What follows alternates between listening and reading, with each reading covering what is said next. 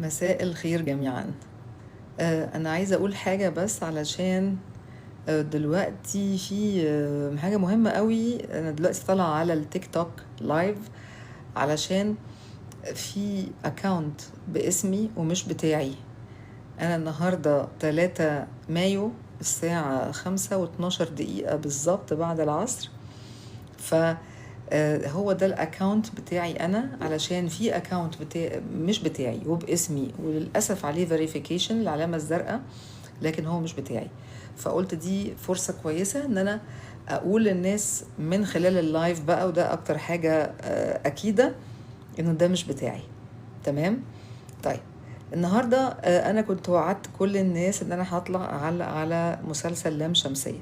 ما كنتش الحقيقه شفته في رمضان كويس، لكن يعني كل شيء بأوانه. أديني أهو شفته بعد رمضان، وشفته بتمعن، وشفته من وجهة نظر متخصصة ووجهة نظر نقول إيه بروفيشنال، يعني وجهة نظر علمية، وجهة نظر نفسية بما يختص بعلم النفس. فخلينا بقى دلوقتي نقول إيه هو التحليل العلمي. خلينا نقول لمسلسل لام شمسية.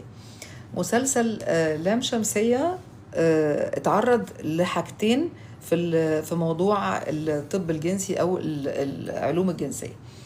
الحالة الأولانية اللي طبعا كان بيدور حواليها المسلسل هو موضوع البيدوفيليا، أو إن حد يبقى غاوي إنه يعتدي على أطفال، أو إنه حد يبقى يعني بيعمل له زي نشوة أو انتشاء أو استمتاع، إن هو يبتدي يعني يبقى الأطفال هم البغية بتاعته، بدل ما يكون مثلا لو راجل يبقى ست ناضجة وبالغة وكده، ولو ست يبقى على الناحية الأخرى يبقى راجل بالغ وكده. لكن ده المين توبيك، أو ده أكتر حاجة كانت ليها علاقة بموضوع مسلسل لام شمسية. هم طلعوا انه الراجل اللي هو ممثل الموهوب الجميل الرائع محمد شاهين كان قام بالدور الحقيقة طبعا كويس جدا. ان هو مش لازم يكون باين عليه اللي هو الشرير اللي لابس او الحرامي اللي لابس ابيض في اسود بلوزة مخططة ويقول انا حرامي او انا وحش او انا كده، لا خالص. ممكن يكون حد قريب جدا، ممكن يكون قريب، ممكن يكون صديق، ممكن يكون زائر في البيت، ممكن يكون ضيف، بالذات اللي هم بيجوا من البلاد او من القرى لقرايبهم في بلد تانية او حاجة. فده كل دول هم يقدروا يكونوا، او يعني ينفع يكونوا هم دول الجناه، او اكشولي دول بيبقوا في معظم الوقت هم فعلا دول الجناه. انا افتكر باك ان تايم سنة 98 وانا بعمل اول رسالة دكتوراه في حياتي، كانت عن الاعتداءات الجنسية على الاطفال. وكان المقصود بالاطفال ان كل من هم دون ال 18. فاحنا كان عندنا ايج رينج، او يعني مساحة عمرية للأطفال كبيرة جدا، من سن 0 لسن 18 سنة. وشفت وقتها كمية اعتداءات جنسية من ناس غير متوقعين، من ضمنهم مثلا يعني أقارب محرمين زي عم، خال، أخ، ابن أخت، حاجات زي كده، وكان بيبقوا كتير جدا جدا موجودين. طيب هل المسلسل تارجت الموضوع ده صح؟ هو الحقيقة هو عمل سويتشنج اون صح. يعني ايه؟ يعني ناس كتير بيجولي في العيادة من وقت عرض المسلسل انه احنا المسلسل خلانا نتكلم، المسلسل خلانا نتشجع، المسلسل خلانا نيجي نتعالج، المسلسل خلانا نتكلم مع اولادنا ونسألهم. ده شيء رائع. والحقيقة الكاتبة مريم نعوم، تحية كبيرة جدا ليها والورشة سرد اللي بيكتبوا معاها المسلسل. وكان اصلا الاقدام على خطوة زي دي كانت فعلا تحريك المياه الراكدة، وبتفرق جدا جدا مع الناس. طيب ايه بقى الحاجة اللي مش صحيحة علميا في اللي حصل ما بين محمد شاهين والطفل اللي في المسلسل اللي هو كان اسمه يوسف في المسلسل؟ الحقيقة انه تركيبة الطفل اللي في المسلسل اللي هو يوسف مش هو ده خالص الطفل اللي بيبقى ضحية البيدوفيليا. ضحية البيدوفيليا له مواصفات أخرى. في مواصفات ليها علاقة بالخلقة، بالشخصية اللي هو بيكبر عليها، هي بتبقى بتخلق فيه وبيكبر عليها. وما كانش أبدا صفات الشخصية بتاعة الطفل يوسف ليها علاقة بالطفل اللي احنا فعلا بنخاف عليه في الحقيقة من موضوع البيدوفيليا أو من موضوع الاعتداءات. وبالمناسبة طبعا احنا جايين في وقت بتاع مشكلة الطفل ياسين اللي بتاع مدرسة البحيرة. الطفل ياسين لما انا قريت عن برضو مجريات القصة، هو ده الطفل الصح اللي بيحصل له الكلام ده. طب ايه مواصفات الطفل اللي ممكن يبقى ضحية للكلام ده؟ ده حاجة مهمة جدا انه حضراتكم تعرفوها. كل واحد فينا كآباء وأمهات بيبقى عارف تركيبة ولاده ايه. يعني مثلا حتى لو عندك ولدين، لو عندك بنتين، لو عندك 4 صبيان، لو عندك 4 بنات، لو عندك 15 ولد، كل واحد فيهم بشخصية، حتى لو كلهم من نفس الجنس، صبيان أو بنات، ملهاش علاقة بحكاية يعني تركيبة الشخصية أو النمط بتاع شخصية هذا الشخص أو هذا الطفل. طيب الشخصية بتاعة الطفل ده هي بيبقى شخصيته من نوع السلمي قوي، هو بيسفل قوي، هو بيكره الخناقة وبيبقى دايما منطوي كده على نفسه، ما بيحبش انه يشتبك، ما بيحبش مشاكل، ما بيحبش ان هو يعني يبقى سبب في اي، مش ترابل ميكر خالص. ما يحبش ان هو يبقى مثلا مش من النوع اللي بيريزست او بيقاوم او بيزعق او بيضرب او بيزق او خالص خالص. فهو الشخصية دي اللي أرجوكوا لو في أي أب وأم دلوقتي بيشوفوني أو هيشوفوا الفيديو ده في أي وقت وعندهم المشكلة دي مع أو مش مشكلة، عندهم طفل بهذه الصفات، يبقى أرجوكوا ياخدوا بالهم جدا ويفهموا الطفل ده إنه يا أيها الطفل أنت لو حصل لك أي حاجة لازم تقول، لو حصل لك أي مشكلة لازم تتكلم.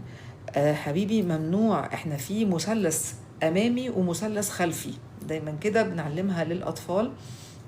المثلث الأمامي في جسمه قاعدته عند الكتاف وبوز المثلث عند الركبة، فإحنا المثلث ده ممنوع، نو تاتش، ممنوع خالص.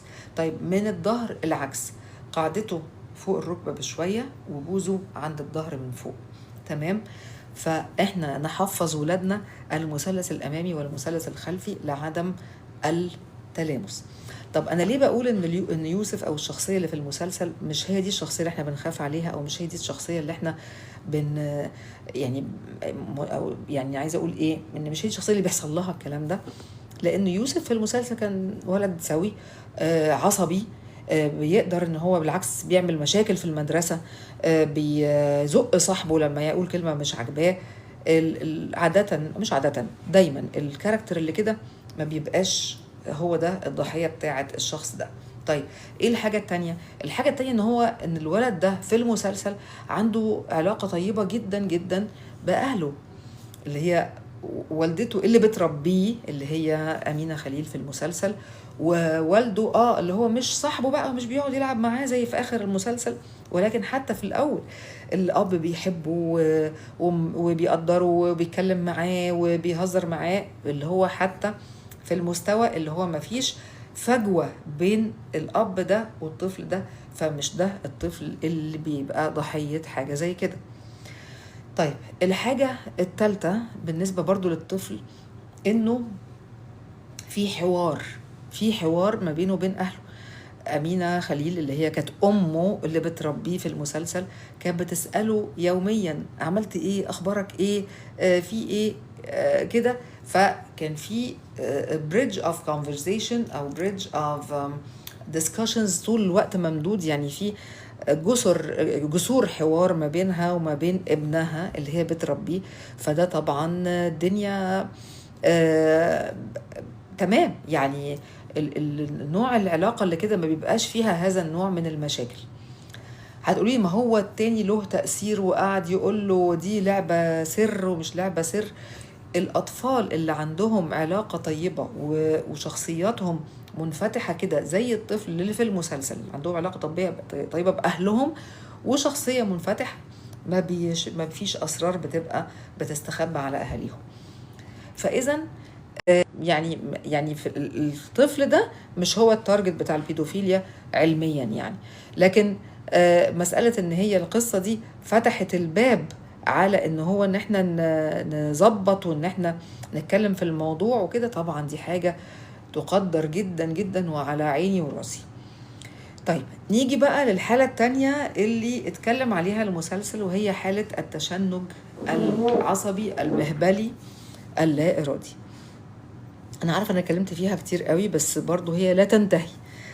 الحقيقة الأسباب بتاعت حدوث الحالة دي مش هي خالص الأسباب اللي طلعت في المسلسل، ولا دي الشخصية، يعني شخصية أمينة خليل في المسلسل مش هي دي نوعية الشخصية اللي بتصاب بهذا الخلل. تمام؟ فأنا كررت حتة الشخصية وأنماط الشخصية ونوعيات الشخصية وطب جدا في أي حاجة بتحصل لنا.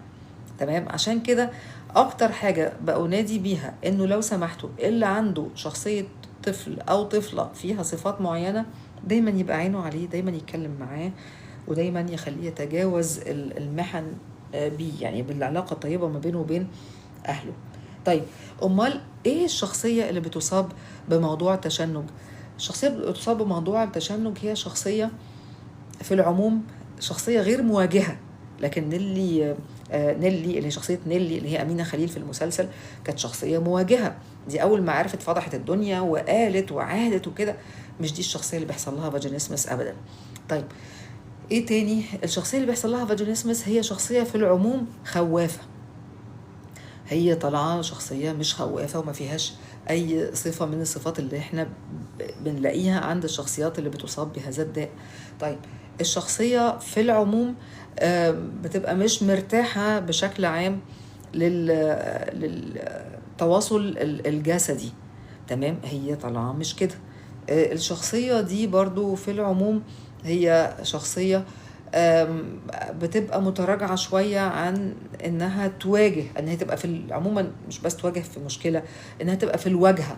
يعني هي دايما بتفضل، هي بتبقى دايما شخصية في العموم انسكيور، تبقى حاسة بعدم الامان، فهي بتبقى دايما عايزة تخلي حد هو اللي يواجه وهي تبقى وراه. لكن في المسلسل ما كانتش هذه هي الشخصية. طيب نيجي بقى للأهم. هي عموما موضوع التشنج المهبلي يا جماعة مش محتاج انسيدنت يحصل، يعني زي الحدث اللي حصل بينها وبين صاحبتها ده. لكن الشخصية دي يعني ده مش هو ده السبب اللي بيؤدي لده، بالذات ان هي احنا شفنا ان هو كان حتى لو هي صنفته كتحرش ما بينها وبين جارتها او صديقتها في المسلسل، فهو ده ما كانش يرتقي لمستوى التحرش، هي ما كانش حاجة جنسية يعني. ده كان مجرد تلامس ما بين بنتين ومش في خلوة آمنة قوي وحاجات زي كده. فأنا مش بدافع عن الفعل، بالعكس احنا لازم طبعا نراقب ولادنا، وممنوع الباب المقفول، وممنوع أطفال يقعدوا مع بعض في خلوة آمنة نهائي. ولكن أنا بتكلم إنه في العموم إنه لا، مش هو ده السبب، أو مش هو ده اللي بيخلي إن بنت ما يبقاش عندها تشنج تديفلوب، أو إن هي يصبح عندها تشنج مهبلي لا إرادي إطلاقا.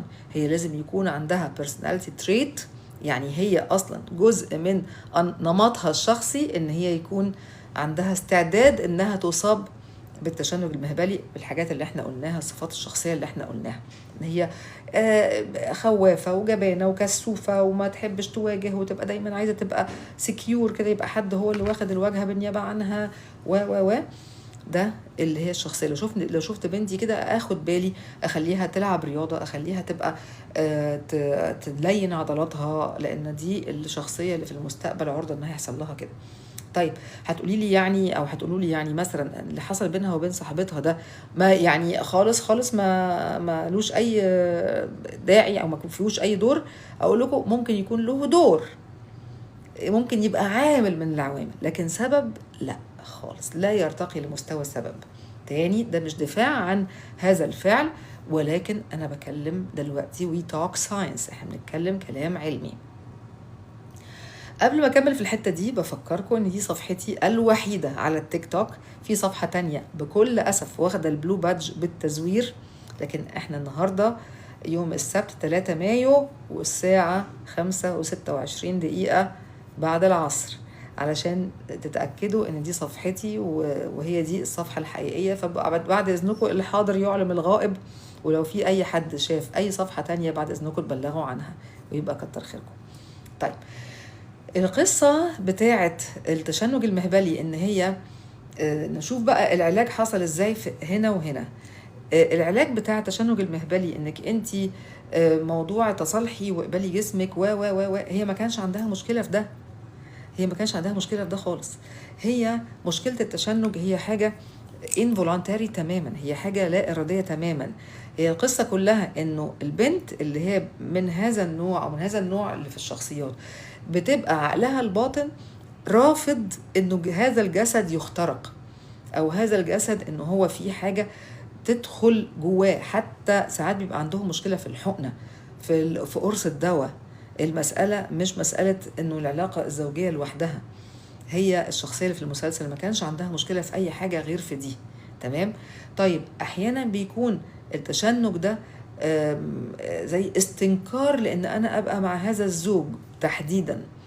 يعني ممكن يكون مثلا العلاقة بينها وبين زوجها مش أحسن حاجة، ممكن يكون خذلها في الحياة، ممكن يكون خانها، ممكن يكون أي حاجة من دي، فهي نفسيا رفضاء، فده بينعكس على عضلاتها بأنها بتتقفل منه.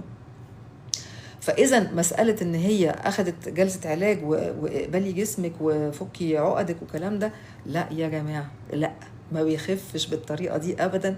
هو لازم يخف بتدخل طبي، ده إذا كان فعلا هي حالة تشنج مهبلي لا إرادي كاملة الأركان وكاملة الدواعي اللي هي الطبية. طيب الحاجة التانية مسألة العلاج بتاع الولد اللي هو انه يقعد وانه يحكي وانه كده. طبعا برضو مع كل احترامي للتدخل العلمي، بس لو في العلاقة سوية ولطيفة وفي أمان من رد فعل الأهالي أو الآباء والأمهات، انه الطفل واخد الامان انه مهما يقول مفيش حد هيعنفه، مفيش حد هيضربه، مفيش حد هيصده، مفيش حد هيرفض الكلام اللي هو بيقوله، يبقى ده افضل وقاية وافضل علاج لهذا الطفل. فاذا احنا عندنا وقاية من اي حاجة من دي بان احنا نبقى في جسور حوار ممتدة بيننا وبين ولادنا، ومش ما فيهاش اي خطوط حمراء، ما فيهاش اي اعلام حمراء مسموح فيها بان احنا نقول اي حاجة وكل حاجة. نمرة 2 امان، يعني ان احنا نؤمنهم رد فعلنا، انه مهما يقولوا احنا رد فعلنا لطيف وجميل وفي سبورت، في مساندة. لازم الأطفال يبقوا متأكدين إنه رد فعلنا في مساندة. طب إيه الوقاية الثالثة؟ إنه ممنوع الخلوة الآمنة مع أي حد مهما كانت درجة ثقتنا فيه، ومهما كانت درجة قرابتنا بيه، ومهما كان هو يعني بيوري أو بيexert حب لهذا الطفل أو هذه الطفلة. طيب من ناحية بقى التشنج المهبلي، ايه الدروس المستفادة؟ الدروس المستفادة كوقاية ان احنا نشوف شخصيات بناتنا شكلها ايه، تمام، والشخصية اللي نلاقيها ان هي خوافة شوية، جبانة شوية، متراجعة شوية، نشجعها انها ما تبقاش كده، ونخليها تلعب رياضة، وانها تبقى عندها عضلاتها لينة، تمام، طول ما هي طفلة صغيرة لغاية ما تكبر. الحاجة التانية انه احنا نخلي يعني البنات لازم ننشر النولج او ننشر المعلومه بتاعت ان في حاجه اسمها تشنج مهبلي، فما نستناش عليها لانها ما بتخفش لوحدها. ما نستناش عليها، لو فات اسبوع، اسبوعين، 3 بالكتير قوي، شهر من الجواز ولسه ما حصلش العلاقه الحميميه، ولسه هي بتخاف او بتتوجع بزياده او بتقفل نفسها، يبقى لازم تلجأ للعلاج فورا علشان ما يبقاش في تراكمات لمشاعر سلبيه تخلي بقى انه الموضوع يبقى يدخل في مناطق مش احلى حاجة. طيب الحاجة الثالثة انه المعتدي الجنسي ممكن يكون واحد جوه البيت وجوه العيلة وفي امان من ناحيته بشدة، ويعني احيانا في بعض الشخصيات الغير سوية بيكون حتى الاب، وانا شفته كتير الكلام ده، بيكون خادم مقرب، بيكون سواق، بيكون قريب، بيكون مدرس، بيكون مثلا فراش في المدرسة. ما فيش حد بره نطاق اللي هو انه يبقى يعني الشبهة، ولكن انا كل اللي انا اقدر اعمله او اللي انا عايزاه ان انا اوصي ابني او بنتي انه يعني عايزه اقول ايه، انه هم اللي يقاوموا ويقولوا وما يخافوش، وان هم حتى لو في النادي، وحتى في يا جماعه ساعات في النادي في التراك بتاع المشي، ساعات في النادي في الجناين حد يجي يتحرش كده ويمشي على اساس ان هو الطفل مش هياخد باله. لكن انا لو قايله للطفل من سن صغير جدا اول ما يبتدي يغيب عن عيني ابدا اقول له، لو هيروح حتى حضانه ابدا اقول له، لو هيروح مدرسه ابدا اقول له، هيروح يتمرن في نادي ابدا اقول له انه في المثلث المقلوب في قدام لغايه البوز لغايه الركبه وقاعدته هنا، كل المنطقه دي ممنوع اللمس. والمسلسل المعدول ورا اللي هي قاعدته تحت الأرداف فوق الركبة بشوية، و قمة المثلث هنا عند الرقبة من ورا، ده برضو كل الأماكن دي ممنوع اللمس. كمان لازم أعلم أولادي نوعية اللمس شكلها إيه، إنه مش كل لمسة تبقى مقبولة ومش من أي حد، والتوقيت بتاعها ومكانها وطريقتها. لازم أفهم أولادي علشان يقدروا يحموا نفسهم لو أنا مش معاهم. أنا الحقيقة كده أنا خلصت اللايف بتاع التعليق على مسلسل لام شمسية. أنا هستنى أسئلتكم على المعلومات اللي احنا قلناها النهاردة، ويا ريت لو في حد يحب يناقش حاجة معينة، ايتم معين سواء في المسلسل ده أو في غيره، تمام، يبعت لنا. احنا ممكن نبتدي ناخد كده الدراما واللي بيحصل فيها، لأنها دي ببساطة هي ريفلكشن أو ده انعكاس لحياتنا، فناخد أي حاجة ونتكلم عليها، وكله في سبيل وعي الناس بالحاجات اللي ممكن تبقى محدقة بيهم كخطر وهم مش عارفينها. عشان كده أنا مسمية اللايف ده هي لام شمسية ولا لام قمرية، لأن في حاجات فعلا بتبقى واضحة جدا، بس المشكلة عندنا إحنا عشان ولادنا ما عندهمش في الباك مايند بتاعهم التنبيهات الكافية أو التعليمات الكافية، فما شافوهاش، فيتحولت من لام قمرية واضحة للام شمسية مختفية. شكرا لحسن استماعكم.